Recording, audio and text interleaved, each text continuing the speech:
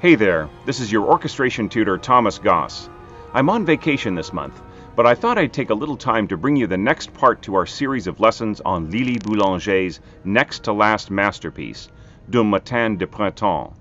We'll be using the study score available from Internote publishers, which is quite low cost with quick delivery times.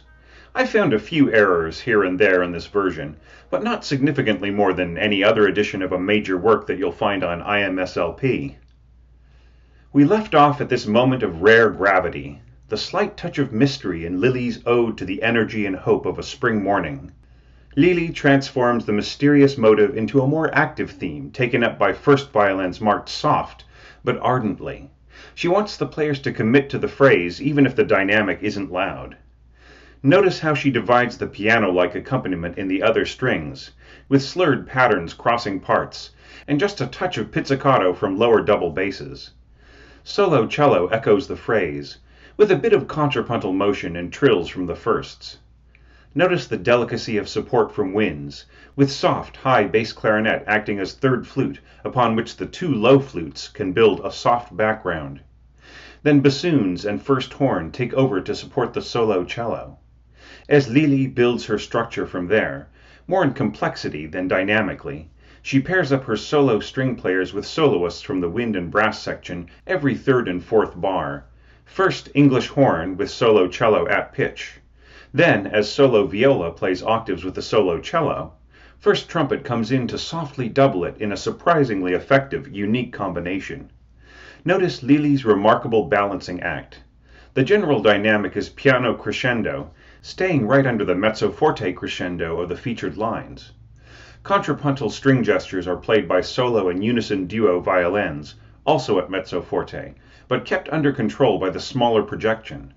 Little plucked figures in first and then second harp help to frame the pulse of each bar. But if you compare, then you'll see that these figures bear little resemblance to the more deliberately structured patterns of the piano accompaniment from the duo version. Every other voice in the orchestra serves to intensify the accompaniment with rising pitch and increased urgency, leading to a terrific release by Figure 7.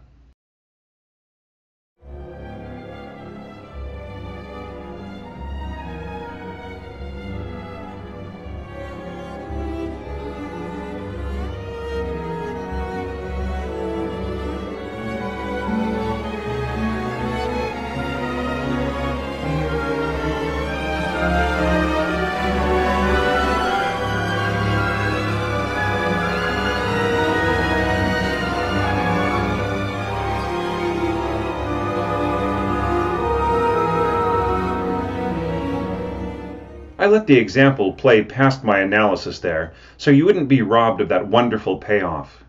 There's really so much going on leading up to Figure 7 that I felt like I'd barely scratched the surface. But did you notice how easy it was to hear all of Lili's complexities?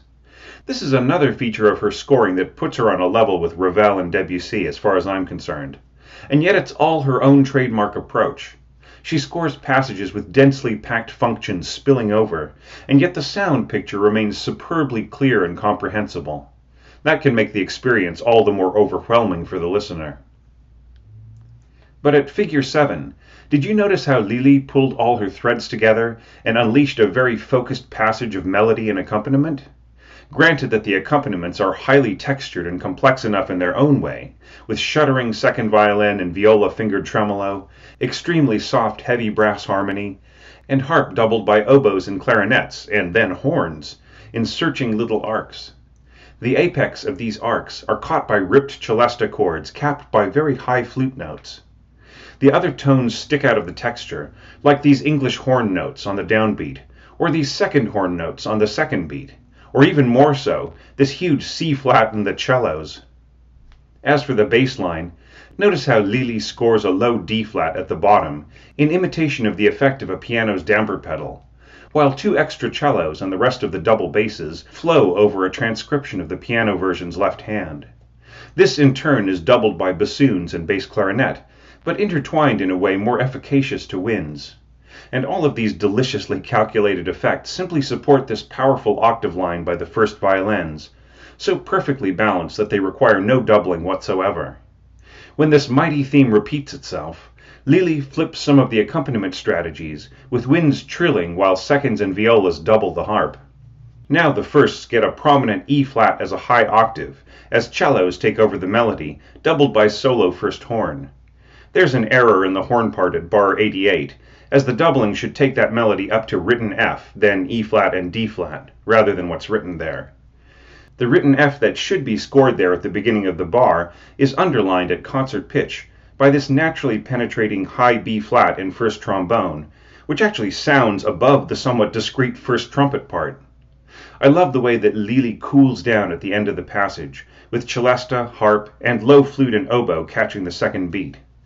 Notice that the A2 flutes are actually below the first oboe, which works because the texture is so very light by this point. But the third and fourth horns will have to really underplay, more like pianissimo than the piano that Lili marked here.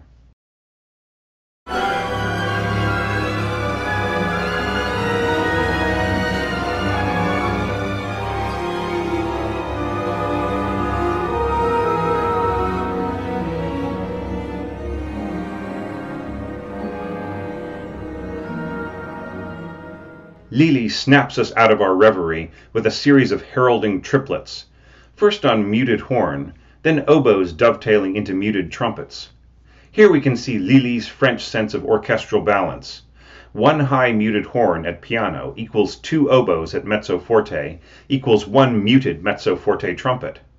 As this bass clarinet rip dovetails into clarinet and oboe in octaves, the tambourine gives a little push, which some conductors have replaced with a snare drum roll for more emphasis. That takes us to a new, more lightly vigorous section, with flutes playing the accompaniment behind first oboe, dovetailing into clarinets supporting a high solo first bassoon. Then oboes take up the seconds, as flutes, trumpet, clarinets, and first horn trade riffs. This trading continues as divisi first horns enter, giving the illusion that the players have slurred a leap of 2 octaves. Score readers shouldn't get confused about the ottava marking here. It only applies to the top note, not the root note or the touch 4 diamond note head. These delicate effects are punctuated quite firmly by pizzicato second violins.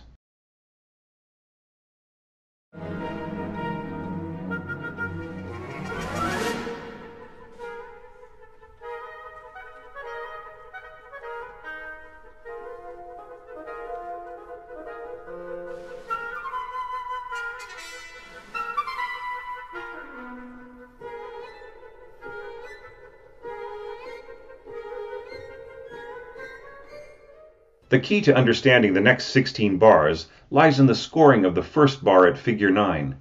Lili sets up a triple octave of harmonics in the first violins. Notice how the middle staff of firsts gets their E through a touch 5 harmonic off of a fingered low A. This triple octave pedal is going to last through to figure 10 as the common tone of chord changes from C major to C sharp minor and then back and forth to ever more unrelated keys. Lili doubles these E's with harp octaves, trading enharmonically to F flat in the left hand so as not to result in a buzz from a quickly repeated note. The harmonic framing is given to triple pianissimo violas and muted first trumpet, while divisi second violins either take the top note of the harmony or play an outlining pattern in pizzicato. Over all of this, the concertmaster and the principal second violinist trade off the secondary theme in alternating solos. Along the way, little touches add hints of color here and there. Celesta trilling in thirds, soft cymbal strokes, and the horns slowly insinuating themselves into the harmony. As the passage comes to an end, solo viola dovetails onto the solo first violin line and drags the episode to its completion with portato bowing.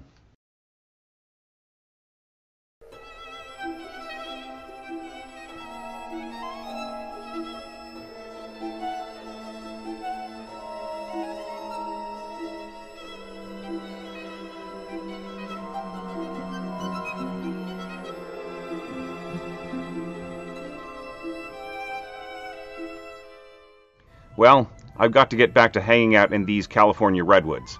I hope you'll join me and Lili next month when I return to New Zealand for one last orchestration lesson on this remarkable piece of music. It would be great to see you then.